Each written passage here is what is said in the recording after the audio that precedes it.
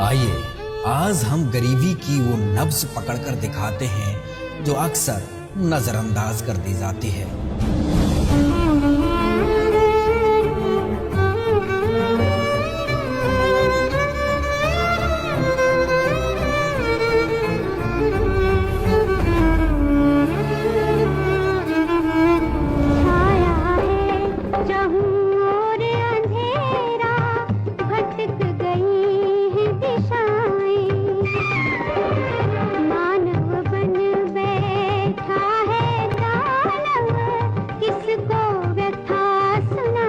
तो मेरे तो आंखों में आंसू आ गए, मगर भगवान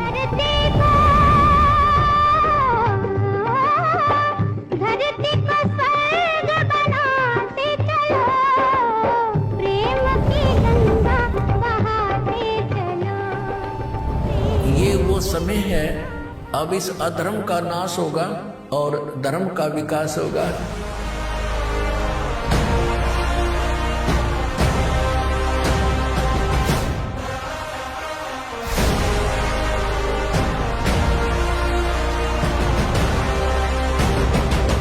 रामपाल जी ने बोल दिया, बेटा सतयुग का आगाज है, कोई भी भूखा नहीं रहेगा और कोई भी दुखी नहीं रहेगा।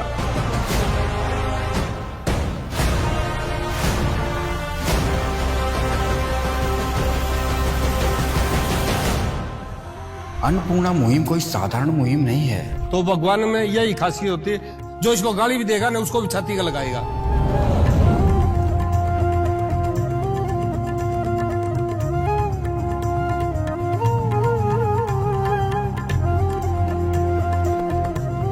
संत रामपाल जी महाराज ने ठानी है, हर गरीब की भूख मिटानी है। हम एक रोटी खा के रह सकते हैं, लेकिन किसी को भूखा नहीं सोने देंगे। है काम आदमी का, है काम आदमी का, औरों के काम आना, जीना तो है उसी का, जिसने ये राज जाना।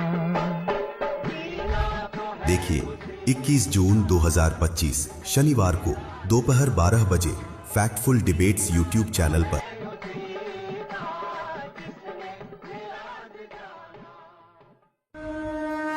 संत रामपाल जी महाराज एक ऐसे महान संत जिन्होंने अपनी सतभक्ति, तत्व ज्ञान, करुणा और सेवा के बल पर समाज में नई मिसाल कायम की है। संत रामपाल जी महाराज की अगुवाई में उनके सभी सतलोक आश्रमों से समाज कल्याण के अद्भुत कार्यों ने समाज को सुनहरे भविष्य की एक नई उम्मीद दिखाई है। संत रामपाल जी महाराज से नाम दीक्षा लेने के बाद लाखों लोगों की लाइलाज बीमारियां जैसे कैंसर, एड्स आदि ठीक हुई। संत जी के ज्ञान से प्रेरित होकर उनके अनुयायियों ने लाखों यूनिट रक्तदान किया। संत जी ने लाखों बहन बेटियों का दहेज मुक्त विवाह करवाया।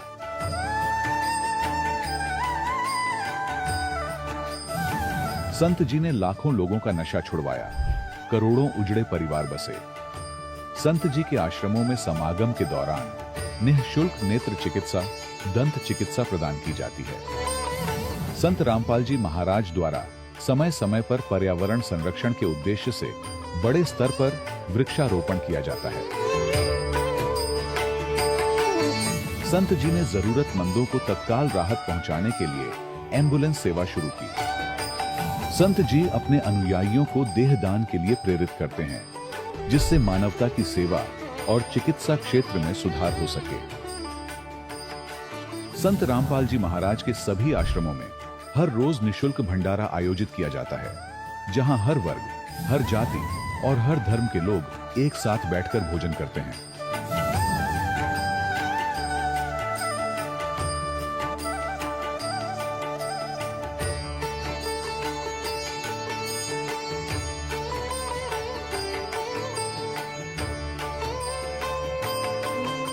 संत रामपाल जी महाराज की अन्नपूर्णा मुहिम ने गरीब और बेसहारा लोगों के जीवन में एक नई ऊर्जा और उम्मीद को जन्म दिया है।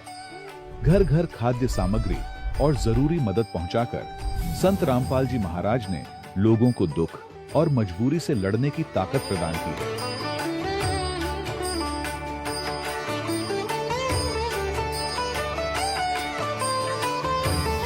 संत रामपाल जी महाराज द्वारा गरीब लोगों के लिए घर बनवाने का अद्भुत कार्य एक ऐसी मिसाल कायम कर रहा है जो सदियों सदियों संत जी की उदारता और दया भावना के तौर पर जाना जाएगा।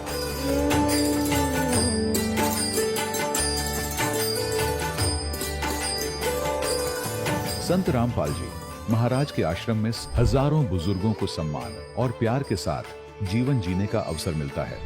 उनके खाने, रहने और स्वास्थ्य की पूरी जिम्मेदारी संत रामपाल जी महाराज उठाते हैं। अनाथ बच्चों के लिए संत रामपाल जी महाराज के सभी आश्रम किसी वरदान से कम नहीं। यहाँ उन्हें शिक्षा, संस्कार और भविष्य के लिए बेहतर अवसर प्रदान किए जाते हैं। चाहे बाढ़ हो, भूकंप या महामारी, संत रामपाल जी महाराज और उनके अनुयायी हमेशा ही जरूरतमंदों के लिए सबसे आगे खड़े रहते हैं। कोविड महामारी के दौरान संत रामपाल जी महाराज के आश्रमों से करोड़ों लोगों के लिए भोजन, दवाइयां और जीवन रक्षक सामग्रियां उपलब्ध कराई गई। चाहे गरीब की मदद हो या किसी शोषित और पीड़ित वर्ग के हक और सम्मान की लड़ाई, संत रामपाल जी महाराज ने हमेशा ही उनकी दबी आवाज को सरकारों तक पहुंचाया है और उन्हें उचित न्याय दिलवाने में अहम भूमिका अदा की है। समाज में आध्यात्मिक और सामाजिक मूल्यों के प्रति जागरूकता लाने में संत रामपाल जी महाराज हर कदम पर मानवता के सच्चे सेवक साबित हुए हैं। संत रामपाल जी महाराज का जीवन हमें सिखाता है कि सच्ची सेवा वही है जो निस्वार्थ भाव से की जाए। आइए हम भी इस महान सेवा के कार्य में इस महान संत से जुड़ें और संत रामपाल जी महाराज से नाम दीक्षा लेकर अपने जीवन को धन्य बनाएं।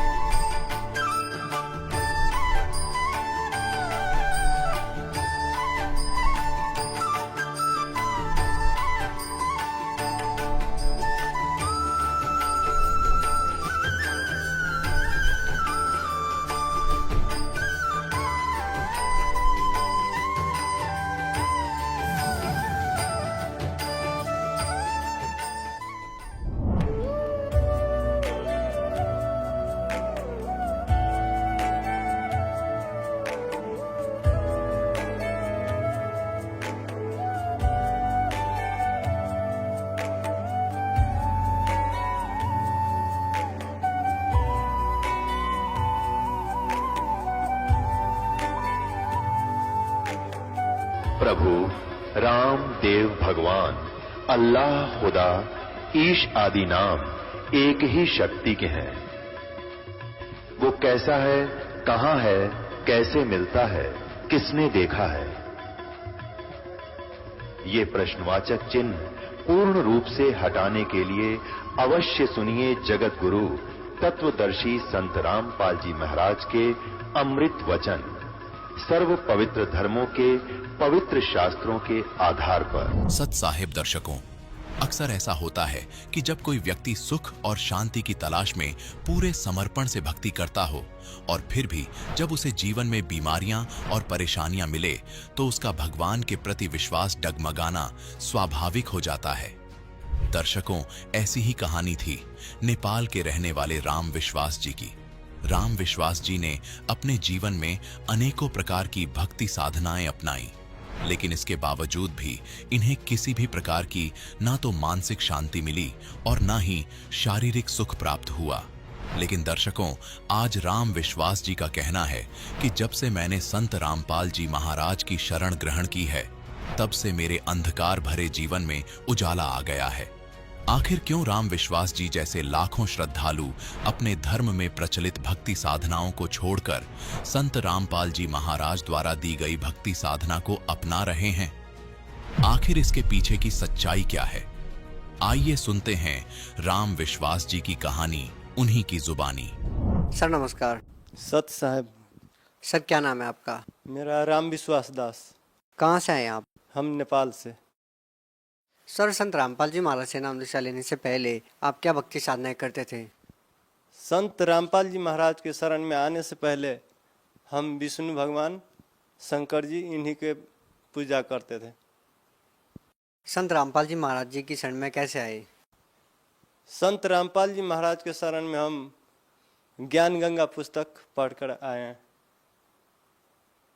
जो हम एक बार कैंपस के एग्ज़ाम देकर आते थे, उसी टाइम भक्त लोग सब ज्ञान गंगा पुस्तक बांट रहा था, उसी में सेवा कर रहा था। उसी में हम पुस्तक लिए और घर में आकर पढ़े, तब हमको मालूम हुआ संत रामपाल जी महाराज क्या है, और तब से हम वो पुस्तक पढ़कर और नाम लेने के चक्कर में लग गए।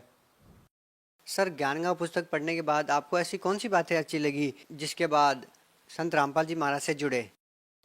ज्ञान गंगा पुस्तक में एक ऐसी बात हमको मिली जो पहले ही से हमको खोज था।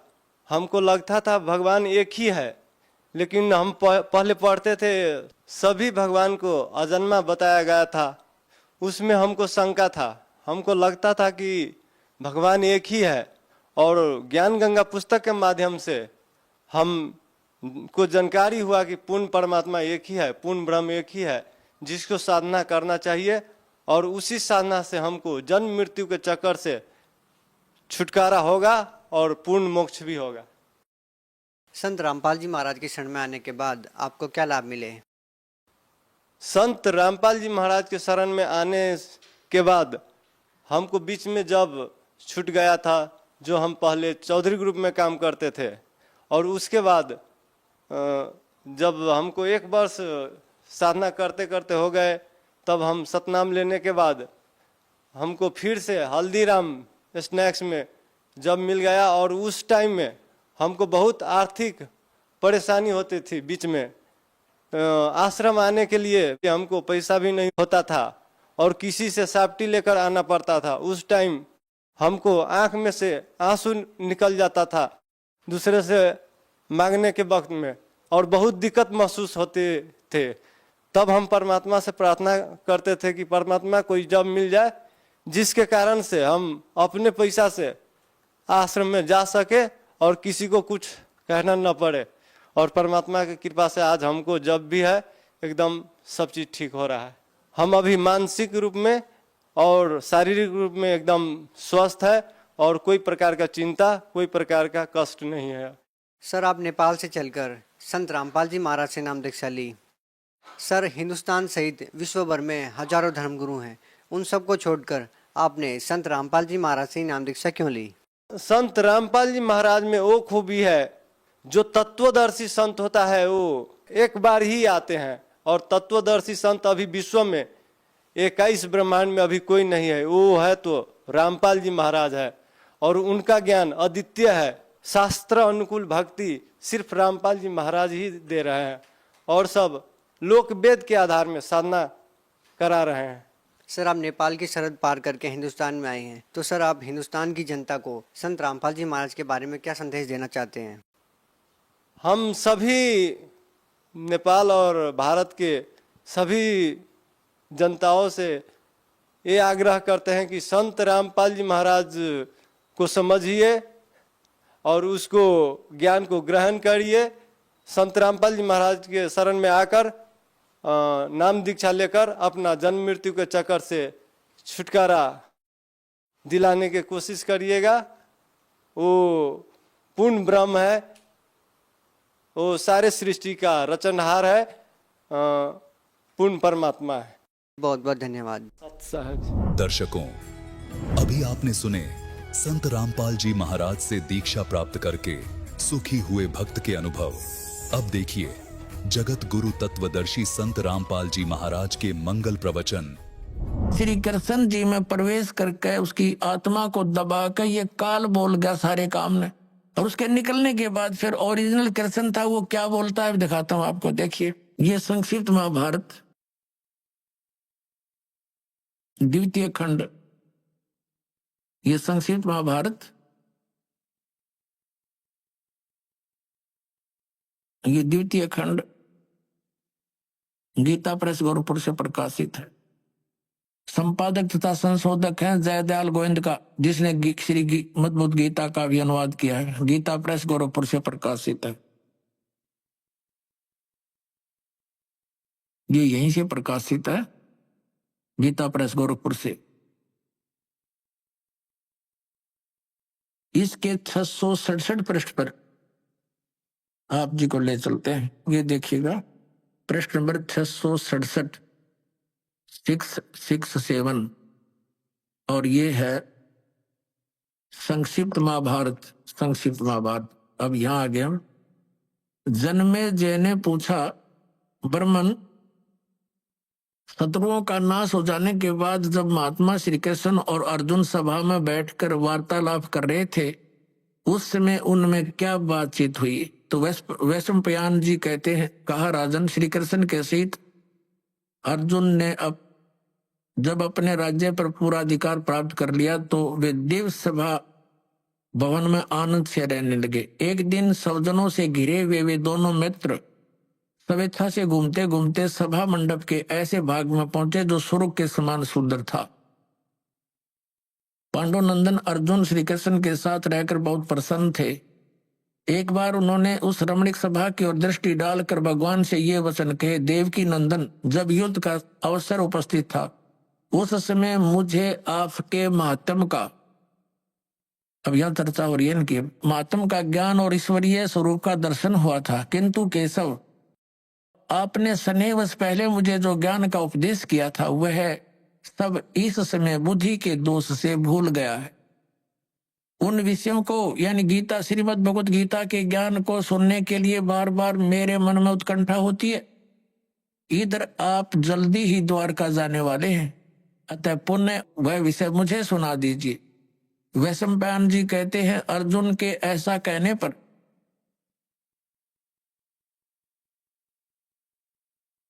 वक्ताओं में श्रेष्ठ महातेजस्वी भगवान श्री कृष्ण ने उन्हें गले से लगाकर इस प्रकार उत्तर दिया। श्री कृष्ण बोले, अर्जुन, उस समय मैंने तुम्हें अत्यंत गोपनीय विषय का श्रवण कराया था। अपने स्वरूप भूत धर्म सनातन पुरुषोत्तम तत्व का परिचय दिया था और नित्य लोकों का भी वर्णन किया था, किंतु तुमने जो अपनी नासमझी के कारण उस उपदेश को याद नहीं रखा, यह जानकर मुझे बड़ा खेद हुआ।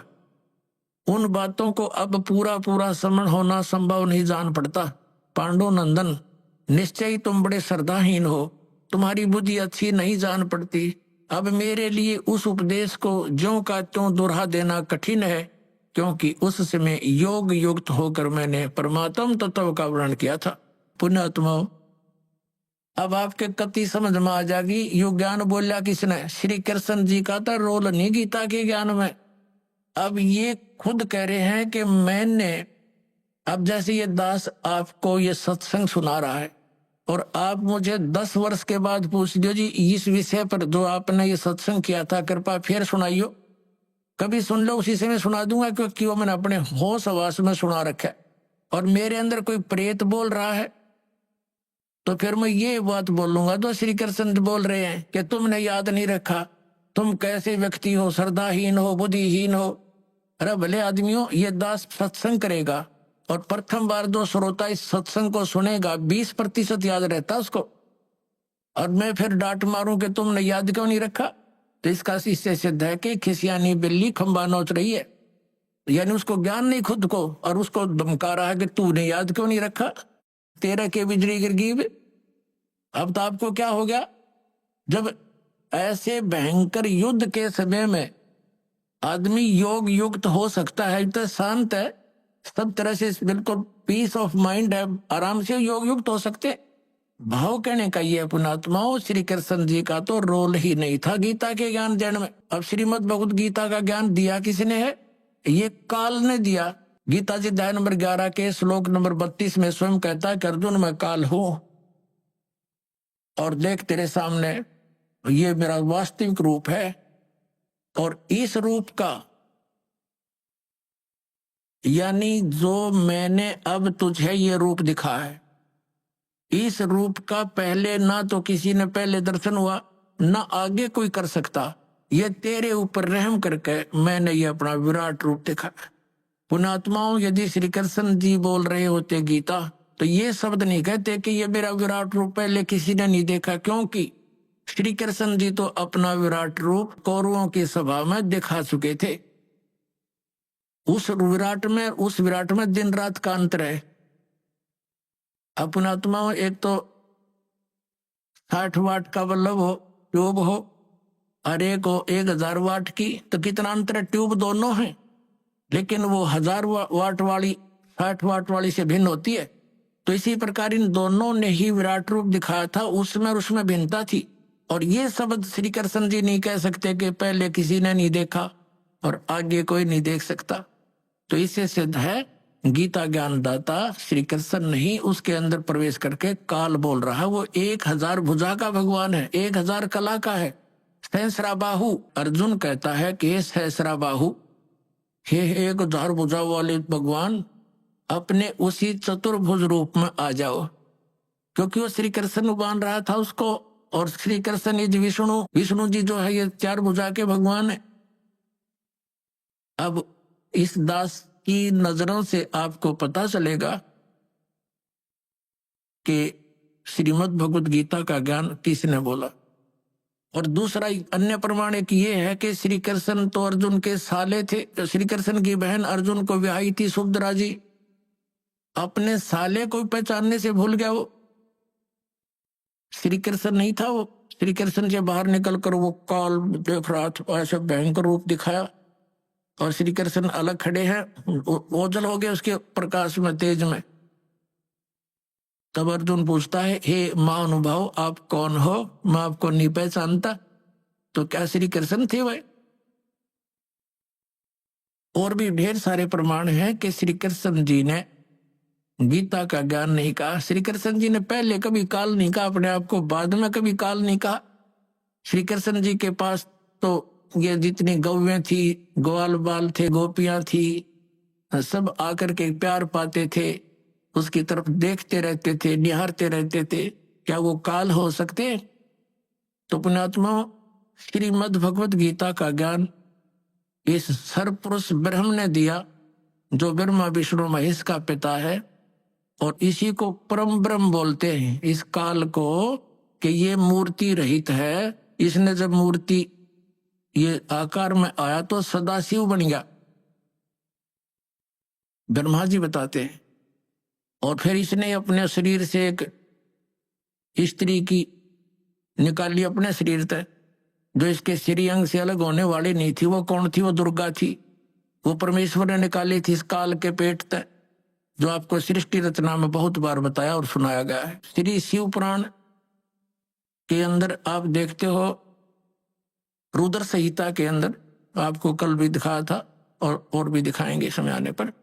तो उसके अंदर स्पष्ट है कि श्री दुर्गा जी से और श्री शिव यानी इस सतकाल रूपी भगवान से विष्णु जी की उत्पत्ति हुई, इन दोनों के सृष्टि क्रम से, और ऐसे ही ब्रह्मा जी की उत्पत्ति की।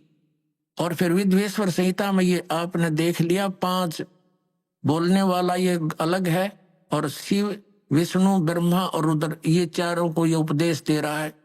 तो ये काल रूपी ब्रह्म जो है, इसने गीता जी का ज्ञान बोला और इसने अपनी सतिथि बताई कि तेरे और मेरे बहुत जन्म हो चुके अर्जुन, तो नहीं जानता मैं जानता हूं।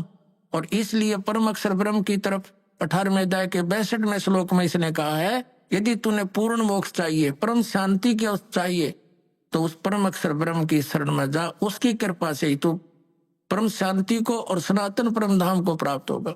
फिर ये उसके लिए ऑप्शन छोड़ दिया कि उसके लिए तत्वदर्शी संतों की खोज कर, वो संत जैसे बताए तू वैसे भक्ति कर, तब तेरा पूर्ण कल्याण होगा। बोलो सतगुरुदेव।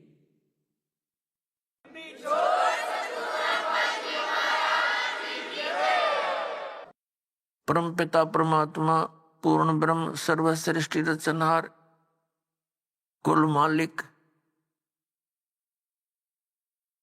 कबीर परमेश्वर जी की असीम रजा से पुण्यात्माओं, आप ये अमृत ज्ञान सुन रहे हो। उस परमात्मा की आपके ऊपर कलम तोड़ कृपा है कि आप यहां सत्संग सुनने के लिए उपस्थित हुए। परमात्मा स्वयं आते हैं सतलोक से चलकर इस काल के गंदे लोक में। प्रत्येक प्राणी भ्रमित किया हुआ होता है काल के दूतों द्वारा। यथार्थ ज्ञान से कोसों दूर रखा जाता है ताकि ये अपने कर्म बिगाड़ ले, और मनुष्य जीवन को व्यर्थ करके ये चला जाए, फिर 84 लाख योनियों के कोल्हू में डाल दिया जाता है। पुण्यात्माओं, जब तक हमें ज्ञान नहीं था, हमने सत्संग सुनने को मिला नहीं था, तो हम अपने उस परंपरागत कर्म को जो हमारे दादे परदादे करते हुए आ रहे थे, उसी को अंतिम मानकर समर्पित हो चुके थे। लेकिन भगवान की कसक अवश्य रह रहकर आत्मा में उठा करती थी कि भक्ति भगवान की करनी चाहिए। फिर ये लोक वेद सुनने को मिला हुआ था, तो उसी आधार से कोई कभी हनुमान जी की पूजा करते, कभी श्री कृष्ण जी के गुणगान करते, कभी विष्णु जी की महिमा सुनते, कभी रामायण महाभारत सुनकर अपनी संतुष्टि कर दिया करते थे। परमात्मा ने आकर के ये ज्ञान दिया कि मनुष्य जीवन परमात्मा प्राप्ति के लिए ही प्राप्त होता है। मनुष्य जीवन पाकर के जो भक्ति नहीं करते, वो तो वैसे ही कर्म कर रहे हैं जैसे अन्य प्राणी किया करते हैं। संतानों उत्पत्ति, उन्हीं की देख रेख और सब उसके पालन पोषण में, और उन्हीं के फिर आगे संतान की कामना करते हुए हम अपना जीवन नष्ट कर जाते थे। क्योंकि मनुष्य जीवन का एक मुख्य कार्य परमात्मा की भक्ति, आत्म कल्याण ही मूल रूप से है, और इसका हमें ज्ञान नहीं था, जिस कारण से हम जो कुछ होना था हमारे भाग्य में, उसी को ये सोच रहे थे कि हम कर रहे हैं। जैसे हम छोटे से थे तब ये बुजुर्ग आपस में बैठ कर बातें किया करते थे। एक कहता था कि मेरे 2 लड़के 2 लड़की हैं, और सबको ब्याह दिया, शादी कर दी, और भगवान ने दया कर दी, सबके संतान है, और पुत्र पुत्रियां सबके भगवान ने दे रखी हैं। मेरा काम पूरा हुआ। अब बेशक भगवान उठा ले, यानी बेशक मृत्यु हो जाए, मेरा काम पूरा हो गया। अब हम उसी बात को फाइनल मान बैठे थे कि इतना ही काम होता है मनुष्य का। अब पुण्यात्मा, परमात्मा के ज्ञान की रोशनी से पता चला कि ये काम जो मनुष्य जीवन से करना था, वो तो स्टार्ट भी ना किया आपने, ये तो जीवन नष्ट कर दिया, सफल नहीं हुआ आपका। जैसे कोई ये कहता है कि मैंने ये कर दिया, मैंने ये कर दिया, मैं ये कर दूंगा, ये जीव की भारी भूल है। जैसे विवाह के उपरांत प्रत्येक प्राणी की इच्छा होती है कि हमारे पुत्र प्राप्ति हो। पुण्यात्मा, वैसे तो अध्यात्म मार्ग के अंदर पुत्र और पुत्री में जरा सा भी अंतर आपके हृदय में नहीं रहेगा जब ज्ञान समझ में आ जाएगा। और वैसे परमात्मा कुछ भी हमारे संस्कार में, पुत्र है पुत्र ठीक, पुत्री है पुत्री ठीक, लेकिन जो राम नाम पर लगे हैं तो वो हमारे लिए हमारे पुत्र हैं, अन्यथा वो काल के दूतर हैं। अब परमात्मा ने क्या बताया कि जैसे मान लीजिए आप कोई यूं कहे कि मेरा काम पूरा हो गया, मैंने ऐसा कर दिया, बच्चे ब्याह दिए, कोठी बना दी और ऐसा वैसा कर दिया, ये भूल है प्राणी की। जैसे विवाह के उपरांत प्रत्येक प्राणी की इस लोक वेद के आधार से, दंत कथाओं के आधार से इच्छा होती है कि भगवान पुत्र दे, और बेटी हो जाती है, जन्म बेटी का हो जाता। फिर पूरे परिवार की आस्था रहती है भगवान अगला तो पुत्र दे, और वो भी बेटी होगी। तीसरी आस करी पुत्र की, वो भी बेटी होगी, चौथी भी बेटी, 5वीं भी पुत्री होगी। तो क्या आपका चाहा हुआ, क्या आपका किया हुआ वही हुआ जो आपके भाग्य में लिखा हुआ था? तो पुण्यात्माओं, समझदार को संकेत ही काफी होता है। अब हमने जो करना चाहिए था वो सत्संग से ज्ञान हुआ, वो क्या ज्ञान हुआ? परमात्मा ने आके बताया है कि जब तक ये प्राणी सुखी है, इस झूठे सुख को प्राप्त है, तब तक तो ये समझता है कि मैं बिल्कुल ठीक ठाक हूं। क्योंकि जब तक प्राणी के पूर्व जन्म के पुण्य शुभ संस्कार चलते हैं, तब तक वो कितने खोटे काम करो, उसके प्रारब्ध में लिखा हुआ पिछले जन्म का उसको पुण्य मिलता ही रहेगा। पुत्र भी होंगे, पुत्री भी होंगी, और वो संतान भी नेक हो सकती है। लेकिन आगे भक्ति ना करने से जैसे बैटरी चार्ज होती है, और वो बैटरी चार्ज है तो वो सारे काम कर रही है, पंखा भी चल रहा है, ट्यूब भी जग रही है, लेकिन चार्जर ना लगाने से उसकी अक्षमता समाप्त हो जाएगी, वो डाउन होगी, और फिर उसके बाद सब सुविधाएं समाप्त हो जाएंगी। तो इसी प्रकार पूर्व जन्म के संस्कारी प्राणी पिछले जन्म जन्मांतरों के शुभ संस्कार किए हुए उनके साथ हैं। वो चाहे कुछ भी भक्ति ना करो, सारा दिन घुट्टी लाओ, ताश खेलो, चाहे को कितना सफल अपने आप को समझता है, चाहे मंत्री बना, चाहे प्रधानमंत्री बना हुआ है, वो उसके पूर्व जन्म की बैटरी चार्ज है, और जिस समय वो डाउन होएगी उस समय देखना क्या हाल होगा। तो हमें अब पता चल गया इस बात का, हमने पहले से चार्जर लगा दिया अपना, भगवान की दया होगी, चार्जर मिल गया ठीक ठाक हमें, तो हमारे ऊपर ये आपदाएं नहीं आवेंगी। नहीं तो फिर भगवान की भक्ति की आवश्यकता ही नहीं। यदि कोई आपदा आई भी तो परमात्मा ऐसी मदद करेगा, दुनिया देखती रह जाएगी।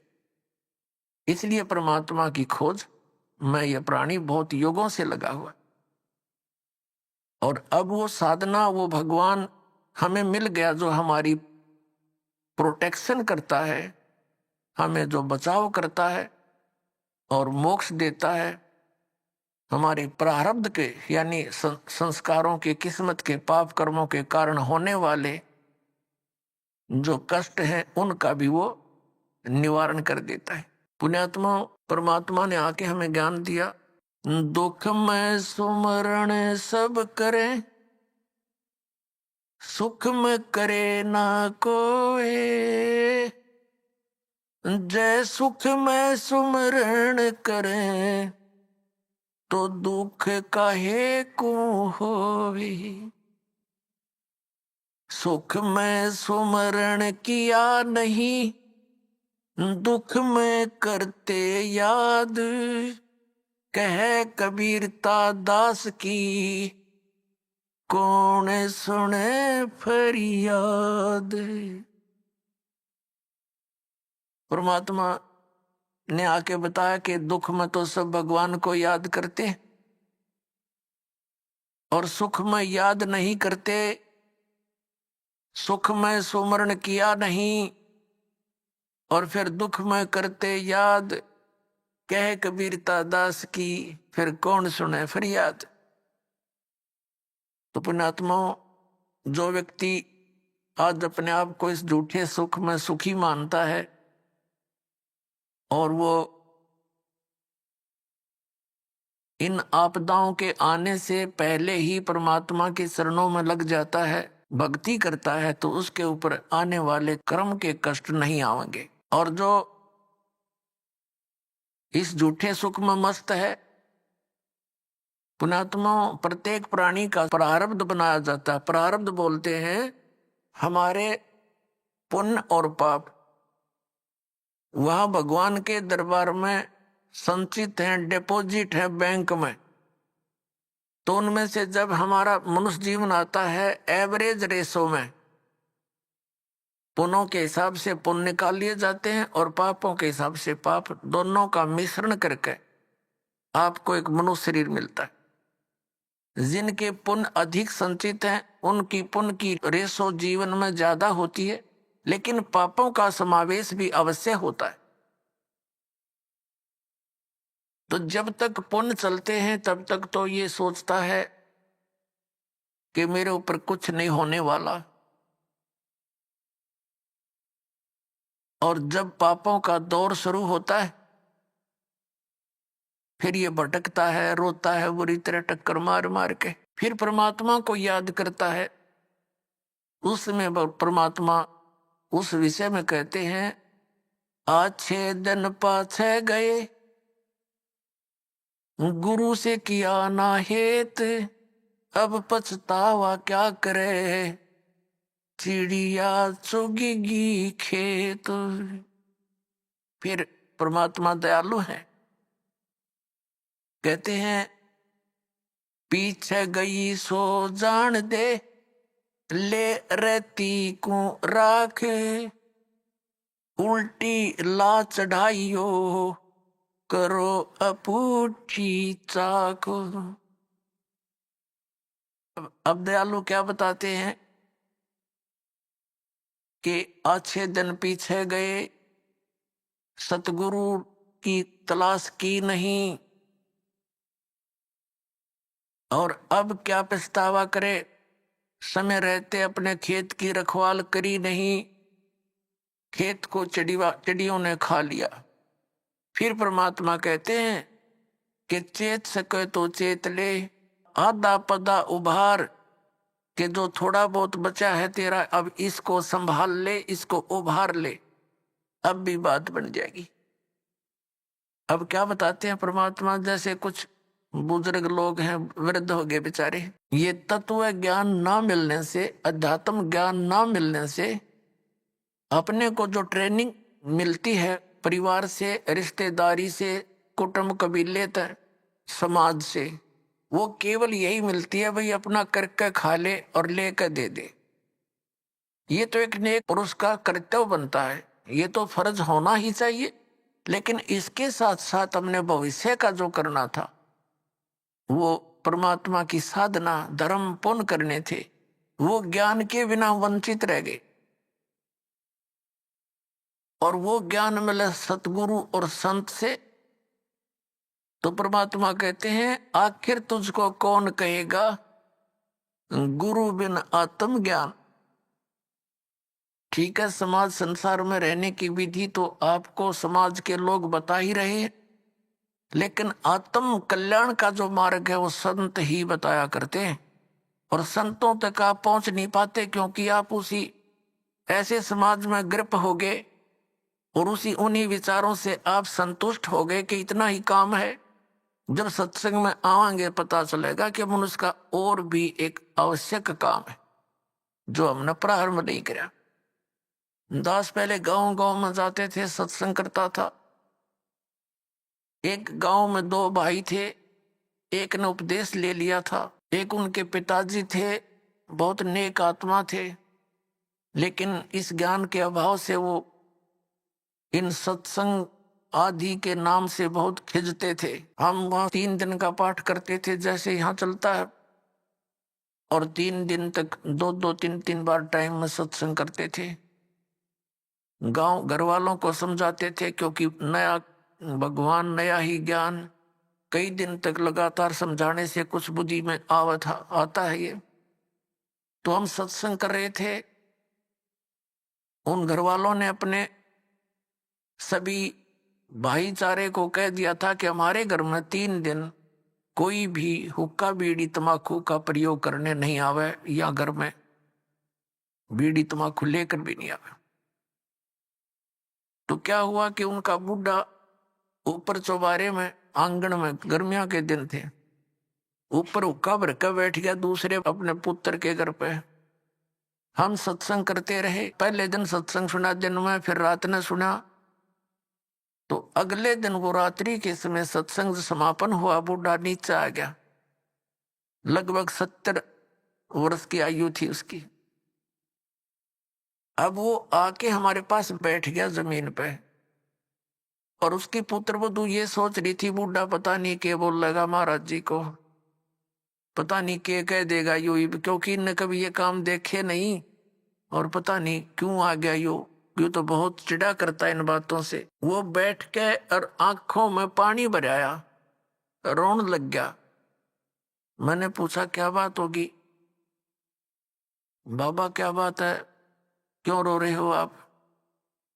ने बोला जी जो ज्ञान आपने सुनाया ये बात तो आज तक हमने कदे सुनने को ना मिली। हमने तो लक्ष्मी चंद की रागनी सुनी हैं और कोई सांग सिनेमे देखे, और मैं तो इतना मेहनती आदमी था। इन पुत्रा के 2-4 किले आवे थे, मैंने इनके 12 किले बना दिए। 12 एकड़ जमीन, 8 एकड़ और मोल ली मेहनत कर करके। और ईब मेरा क्या होगा, मैं तो 70 साल की उम्र होगी मेरी।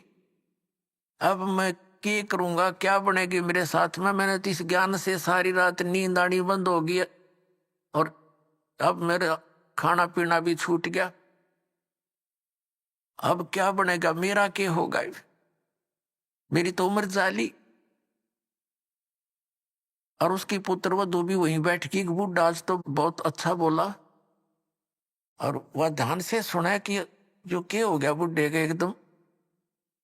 नो बोला जी क्या मेरा भी कुछ हो सकता है? मैंने कहा देखो विश्वास करो, अब जैसे कुएं होते थे पहले बहुत गहरे, और उनमें 100-150 फुट नीचा जल होता था। उसको निकालने के लिए एक लंबी निज्जू हुआ करती रस्सी, बहुत मोटा, इतना मोटा रस्सा, और 150-200 फुट लंबा, और उसके बाल्टी बांध दी जाती थी। और वो बाल्टी से पानी निकालते थे तो 100 फुट दूर तो खींच के ले जाते थे 2-3 जने, और फिर बाल्टी से जल निकल आता था। तो मैंने कहा कि जैसे कुएं में बाल्टी जा रही हो और निज्जू हाथ से छूट गई रस्सी, और वो तो जा रही है, और भाग दौड़ के और उसको पकड़ने की चेष्टा कर ली जा, और वो हाथ में आ जा लास्ट की 6 इंच भी ठहगी। लास्ट की गिरते गिरते अगर 6 इंच भी बची हो और हाथ में पकड़ी जावे तो क्या हो, वह बाल्टी भी बाहर आ जा और पानी भी साथ आवे, जल भी भरा आवेगा और बाल्टी भी मिल गई, कुछ भी ना गया। अरनों का जान देव तो जाए ली, तो वो तो जा ही रही है। फिर तो पड़ गए कुएं में, हाथ से छूट गया मनुष्य जीवन। मनुष्य जीवन के अंतिम सांस में भी ये सत भक्ति आपको मिलेगी, आपको मनुष्य जीवन मिलेगा, ये गारंटीड बात है।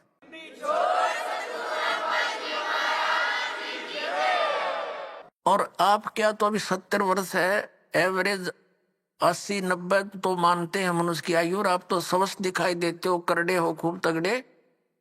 नाम लो, पर ओका बीड़ी शराब तमाकू ये छूना नहीं पड़ेगा। और आन उपासना कुछ नहीं करोगे। ये बाबे गांव घूम में इतने डेरे डारे बन रहे हैं, या अन्य जो समाध पूजा तीर्थ व्रत ये नहीं करने होंगे। ने बोला जी मैं तो कुछ नहीं करूं, मेरा पीछा छूटे क्यों करे। और करा लिया हमने, सारी उम्र डले डोलिए, मुझे दीक्षा दे दो। उसकी पुत्र वधू कहने लगी दादा ओके बहुत पीवा है तू, नाम लेकर हुक्का नहीं पीना। नो बोला तो देखिए तो एक बार, मन तो पता ही ना था इस बात का, आग लग गई सोके गए। फूकना मैंने, मेरा गधा बनूंगा, कुत्ता बनू, ब्रांड मट्टी होगी। और संता के वचन है ये झूठे नहीं हुआ कर दे बेटी, तो पुण्यात्मा देखकर भाग जाएंगे बुढ़ापे में। नाम ले लिया उस भक्त ने और 10-15 वर्ष जिया, और आराम तो अपना मृत्यु को प्राप्त हुआ और मोक्ष हो गया। कहते हैं जीना तो थोड़ा ही भला, जब सत सुमरण हो और लाख वर्ष का जीवन लेखे धरे नहीं कोई। अपने आत्मा जैसे बालक भक्ति पर लगता है, बहुत अच्छी बात है, लेकिन इस ज्ञान से परिचित बूढ़ा तो सिर धड़की बाजी ला देगा। न पता है, उसने रोज पता है ना मेरा कल टिकट कट जाए, तो स्लोप में लिया जीवन, कति नो ढलान में है। लास्ट जन के रह जा 60 साल पाछे तो उल्टी गिनती शुरू हो जाए, ध्यान रखनी चाहिए बुढ़ा ने। और डट के करे भक्ति अपना पीछा छुटवावे। ईब तो न्यू पड़े रहे, जैसे एक कवि का एक शब्द है, बिना ज्ञान के ऐसे दुखी होते हैं। हेर नर धोखे धोखे लौट गया आगी अंत घड़ी रे, आगी अंत घड़ी।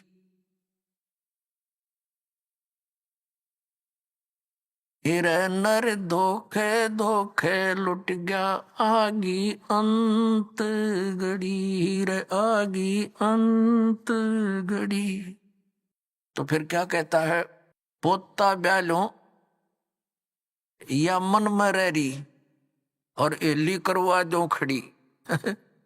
टिकट कटन हो रही है और ये आस्था लाए बैठा है कि हे भगवान एक पोता और ब्याह जा, फिर बेशक मर जाऊं। और फिर नो कहे एक छोरे किया, एक और मकान बन जा, बस फिर क्या करने, बेशक मर जाऊं। बता, इस प्रकार की आस्थाएं अज्ञानता से वृद्धावस्था में ये ज्यादा बढ़ जाती है। और जब ज्ञान हो जाएगा तब अपना माला लेके और बैठ जा कुण में, ना ताश खेले, ना होके पाड़े, ना गप्पे मारे, दिन रात एक करके अपना भक्ति करा के पीछा छुड़वावे। तो इस प्रकार पुण्यात्माओं परमात्मा कहते हैं पाछे गई सो जान दे और ले रहे तीन राख, उल्टी ला चढ़ाइयो करो अपुटी चाक। अगम निगम को खोज ले बुद्धि विवेक विचार, उदय अस्त का राज मिले तो बिन नाम बेगार। क्या कहते हैं परमात्मा के याद दिलाना चाहते हैं कि जरा सा कुछ विवेक से काम ले ए प्राणी, अगम निगम को खोज ले और बुद्धि विवेक विचार, उदय अस्त का राज मिले तो बिन नाम बेगार।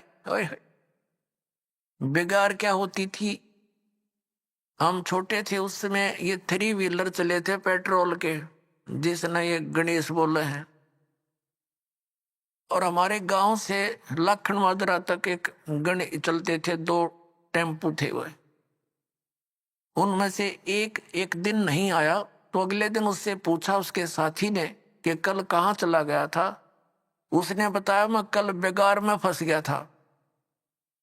बेगार क्या होती थी, पहले इन पुलिस वालों के पास गाड़ी गुड़ी तो होती नहीं थी और किसी को पकड़ लेते थे, ऐसे को भाड़ा करने वाले को कहीं रेड लगानी होती, कोई चोर उचक्का पकड़ना होता तो उसने पकड़ ले जाते, सारा दिन उसकी रेल बनाए रखते, वो तेल भी अपने दोहरित डालता और सारा दिन इधर चल उधर चल, सुबह पकड़ लेते, रात के 12 बजे छोड़ते, 1 मिनट का चैन नहीं और खर्चा करते हैं। तो वो बता रहा था कि कल बेगार में फंस गया, 200 रुपये का खर्चा हो गया। उसमें तेल बहुत सस्ता था, पेट्रोल भी 1-1.5 रुपया 100 रुपये लीटर था और उस दिन की दिहाड़ी गई, 200 रुपये का खर्च तेल पानी में लग गया। सारा दिन धक्के खाता, इंडिया ने बोला 1 बजे छोड़ा, सुबह ले गए थे पकड़ के रात के 1 बजे। तो वो बेगार होती है, सारा दिन तो पूरा उसको 1 मिनट की पल नहीं, पल का भी चैन नहीं, कहीं रुकावट नहीं, सारा दिन वो ऐसा स्पीड खींचे दिखे और घरते खर्चा करके दिहाड़ी भी लुटवा के और रात न पड़ा आके, तो अपने तो पल्ले तो खर्चा करया और 1 मिनट की चैन नहीं, सारा दिन पहिया चला। वह बेगार कहलाती थी कि अपने चलता दिखे जैसे बहुत स्पीड तक को घनी सवारी करके आता होगा यू, और फंस रहा था बेगार के। तो परमात्मा याद दिलाते हैं कि जो परमात्मा की भक्ति नहीं करते वो चाहे पूरी पृथ्वी का राजा है, आपने न्यू दिखा है कि तो बड़े आगे पाछे इसका है सलूट मारनी है और बड़ी जय जयकार हो रही है।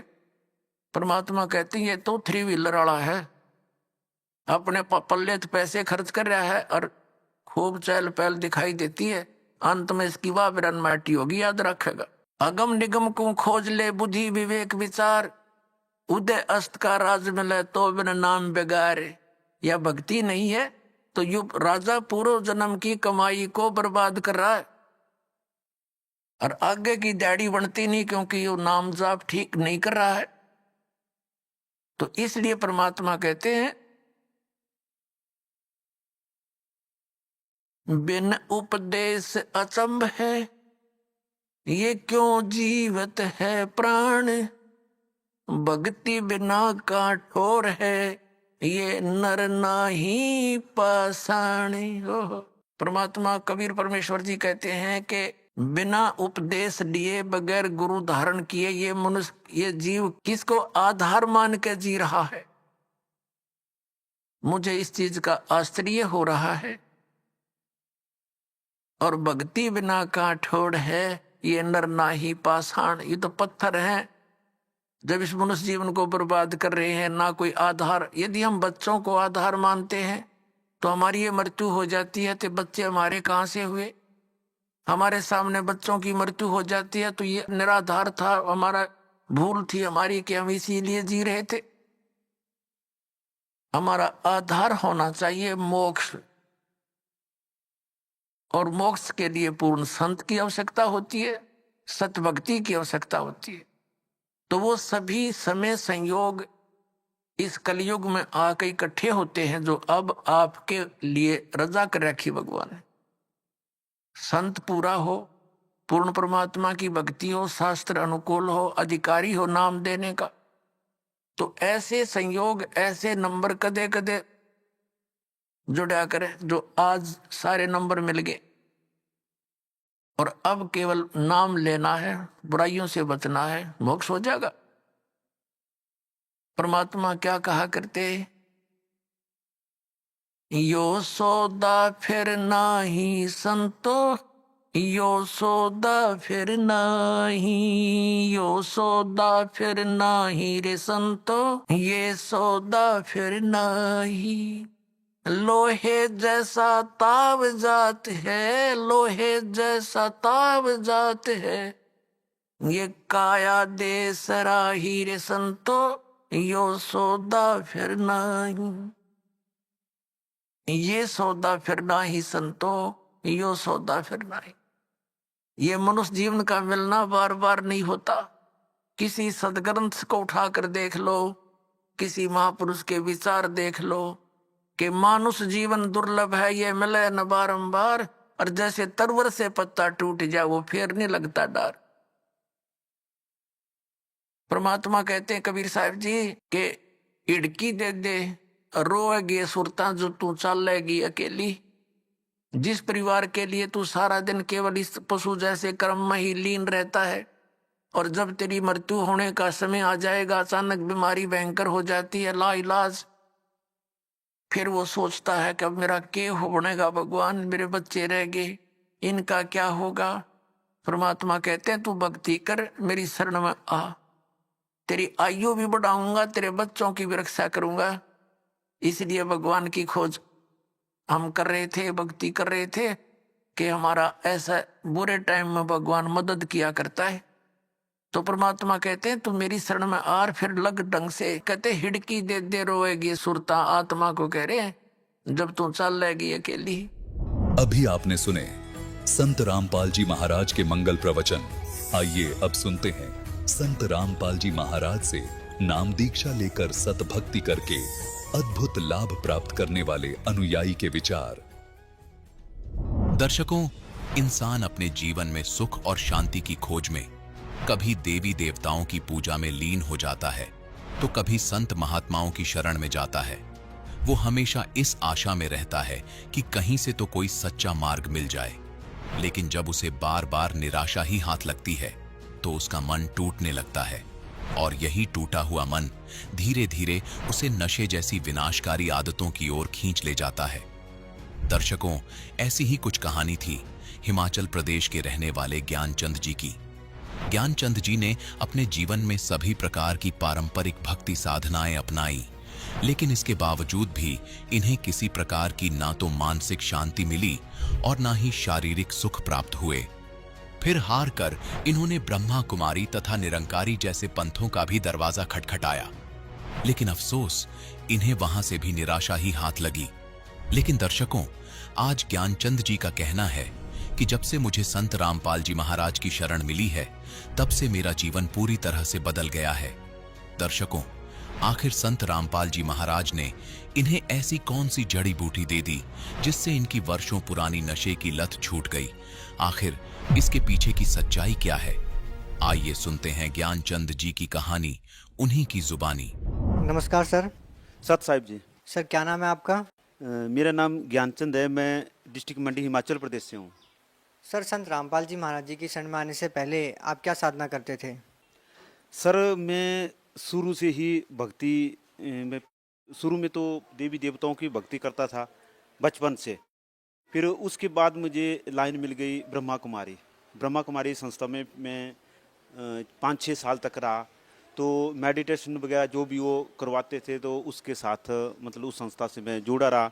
तो उससे मेरा जो मतलब था कि मोक्ष की प्राप्ति हो, क्योंकि हमारा जो शुरू से ही मम्मी पापा जो है भक्ति लाइन के थे, तो इस करके मैं कहा चलो भी मोक्ष की प्राप्ति होनी चाहिए।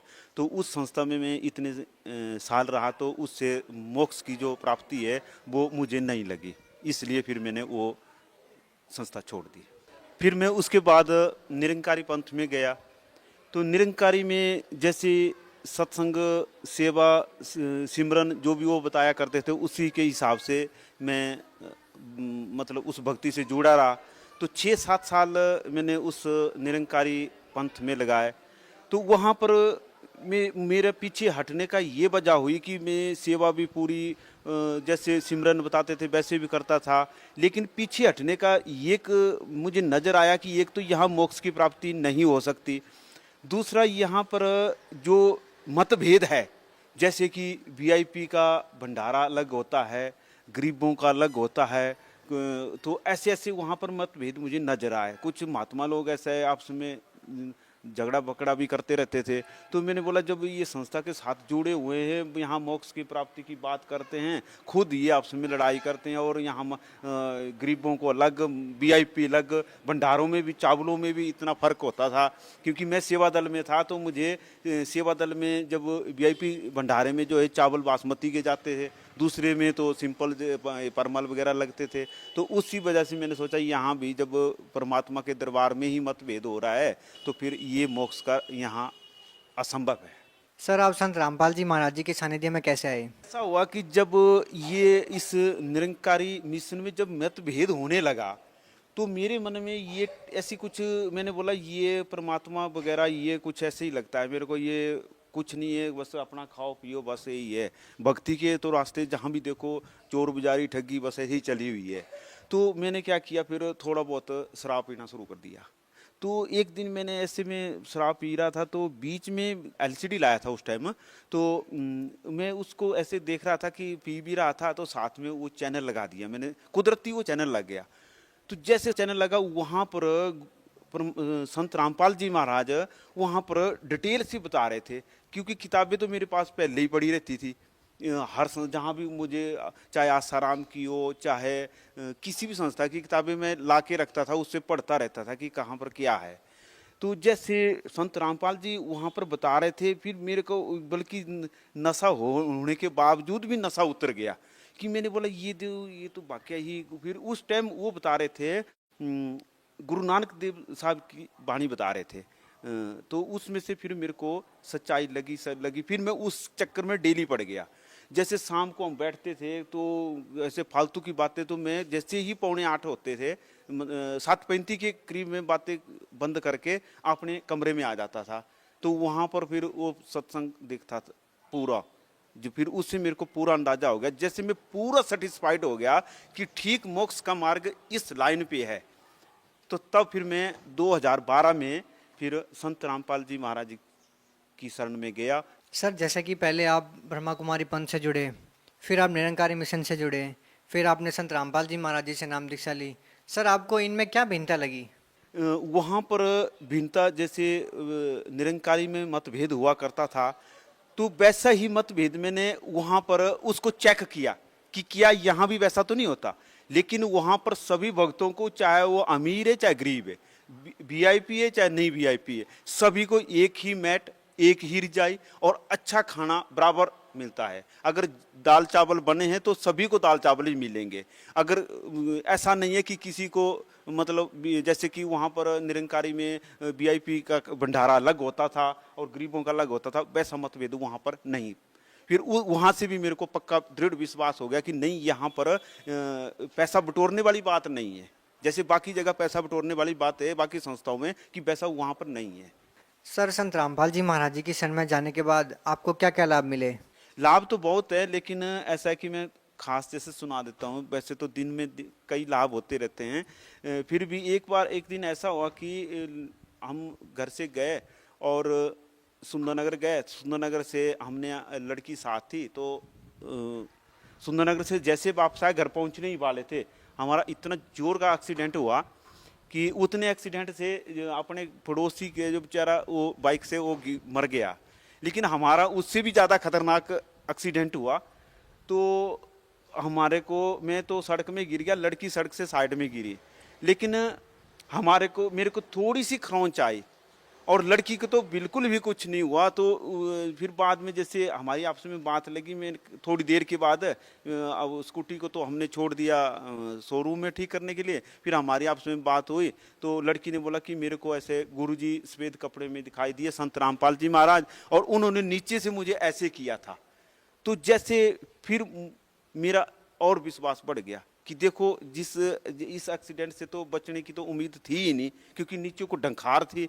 हम अगर कोई 10-12 इंच अगर आगे गिरते तो डंखार से मर जाते। लेकिन सर ये एक्सीडेंट कब हुआ?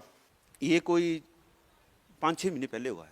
सर भगत समाज को क्या संदेश देना चाहते हैं? संदेश तो भगत जी हम क्या दे सकते हैं, लेकिन ऐसा है कि प्रार्थना जरूर कर सकते हैं कि अगर ये मानुष जन्म दुर्लभ है, मिले ना बारंबार, तरबुर से पत्ता टूट गिरे बहुर न लगता डार, की ये जो मानुष जन्म है ये बार बार मिलता नहीं है। अगर मोक्ष की प्राप्ति करनी है और इस दुख के घोर कुएं से निकलना है, वो जल्दी से जल्दी अपना सत भक्ति अगर करनी है और मोक्ष की प्राप्ति करनी है तो सतगुरु रामपाल जी महाराज की शरण में आए और नाम दीक्षा लें और अपना कल्याण करवाएं। सर वो संत रामपाल जी महाराज जी से कैसे जुड़ सकते हैं? वो ऐसा है कि हर डिस्ट्रिक्ट में अब नाम दीक्षा स्थल खुल चुके हैं और चैनल पर प्रोग्राम भी आता है, तो उसमें अपना नंबर नोट करके और अपनी डिस्ट्रिक्ट में ही नाम दीक्षा ले सकते हैं। धन्यवाद सर। सत साई।